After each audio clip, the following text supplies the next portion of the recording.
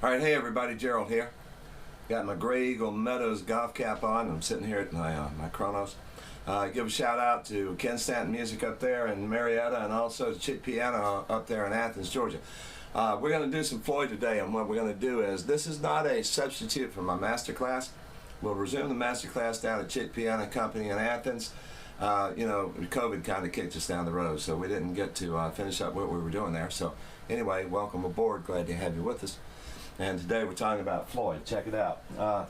Janice got this sheet music. Look there. Way back when. This is from Acuff Rose Publications and on Franklin Road in Nashville, Tennessee. I'll never forget those folks. That was the first place we went on that cold winter day. Athens Rogues up there trying to get. We weren't the Athens Rogues then. We were just the Rogue. Looking for a recording contract in Nashville, Tennessee. That was crazy.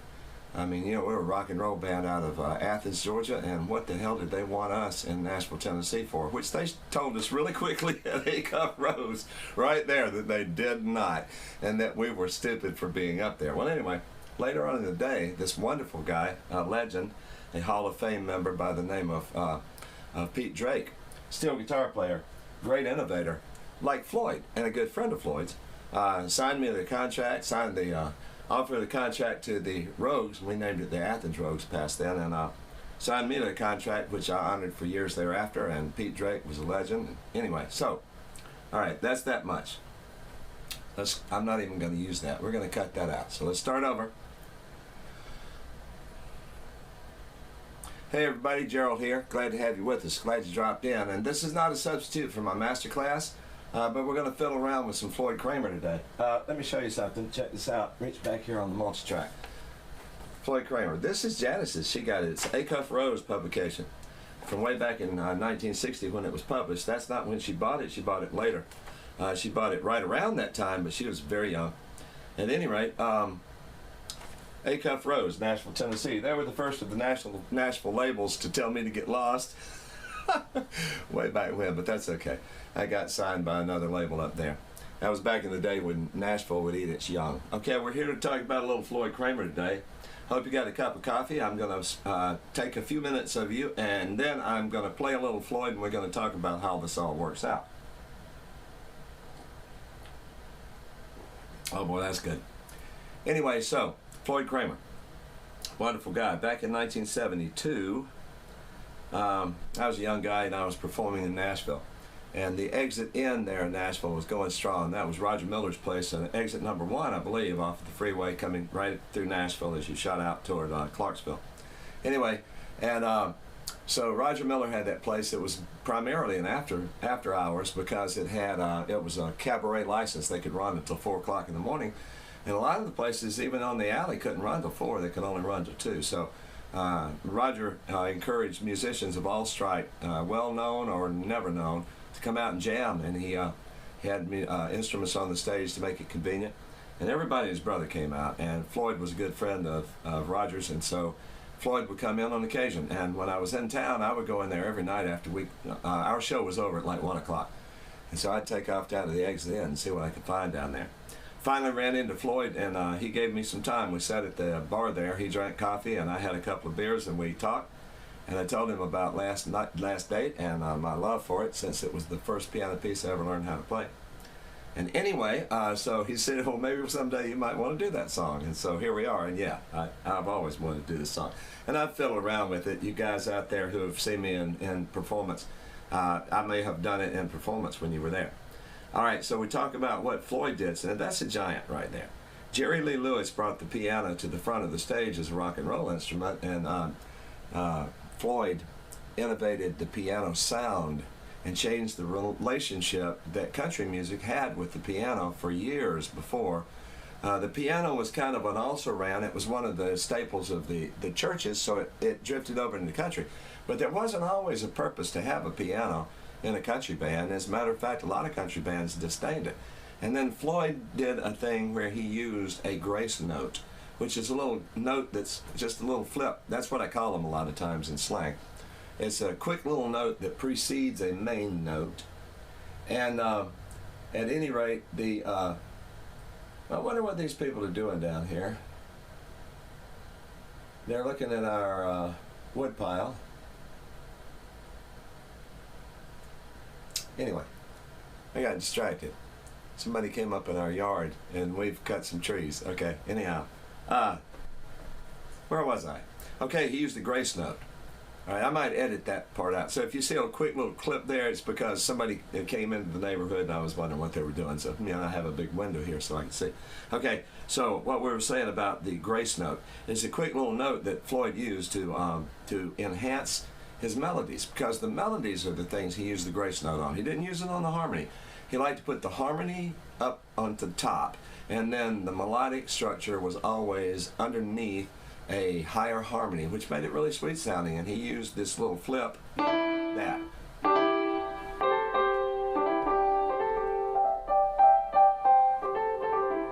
See, anyway, that's how that works.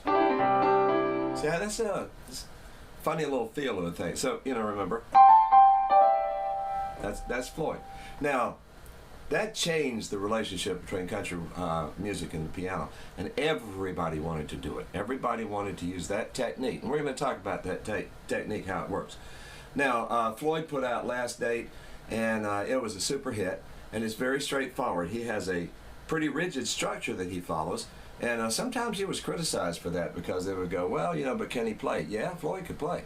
Now, would I say Floyd was a piano master? Well, in his way, in his own right, he absolutely was, because he came up with something nobody even had thought of before him.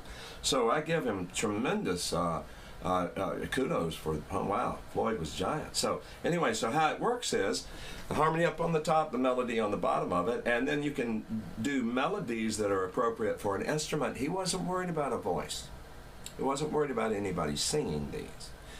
Skeeter Davis had words that somebody put to it. I don't know who did. But to me, that's a travesty. Bless her heart, she was a good singer, all that. That's an instrumental song. Come on, tell it like it is. And Floyd got some extra royalties because of the people. Even the Statler brothers tried to put words to it. Anyway, but the way it works is, did you see how many grace notes I used in this? The melody is,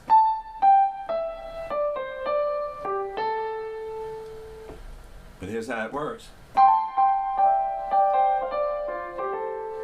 Okay, so you got it?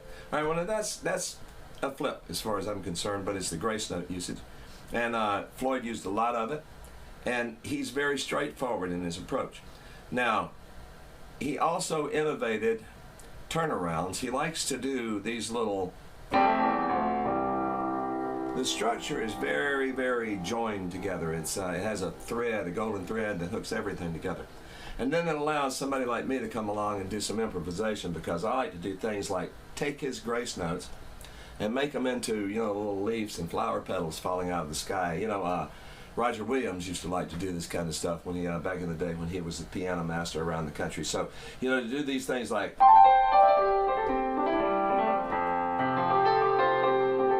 Well, they're not really heroic, they kind of are, and you have to work your fingers to be able to do them, but just remember it's... See? And you work it, You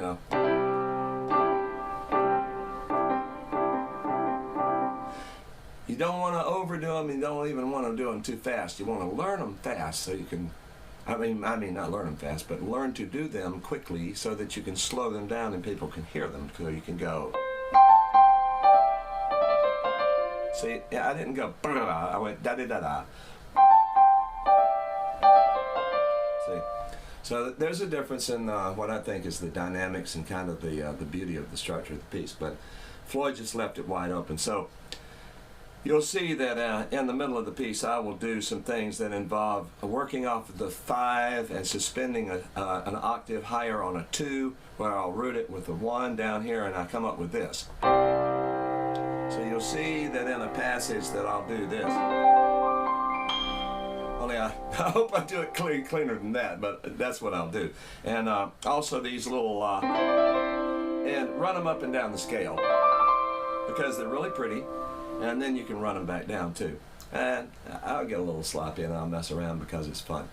But at any rate, so that's my philosophy about the Floyd Cramer lick, and the 1 to the +3, so I've got an octave and a third in the left hand. I can't reach that with my right hand right now because of surgery that took a bone out here. I'm I'm about an inch short on my reach right now. I've got to rehab that.